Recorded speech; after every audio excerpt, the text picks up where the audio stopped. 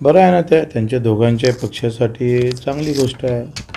तर ते महाराष्ट्राचं किती हित चांगलं होईल, काय साध्य होईल, आणि ते मुद्द्यावर एकत्र होत आहे का राजकारणासाठी एकत्र होत आहे हा विषय आहे ना.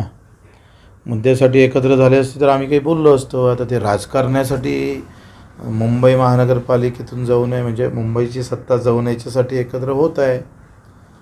तर ते कुठले मुद्दे घेऊन एकत्र होत आहे ते खरं तर आलं पाहिजे. मुद्द्यावर एकत्रीकरण होते, फक्त मुंबई आपल्याला घ्यायची आहे याच्यासाठी एकत्रीकरण होते ते काही निश्चित नाही आहे. नाही येणाऱ्या आता ते काही सांगता येत नाही वेळेवर काय होतं आहे का. ह्या व्यक्तिगत ज्या निवडणुका आहे नगरसेवकाच्या, ह्या ज्या निवडणुका ह्या पक्षाच्या बलावर होतच नाही, ह्या त्याच्या व्यक्तिगत कार्यशैलीवरच होते.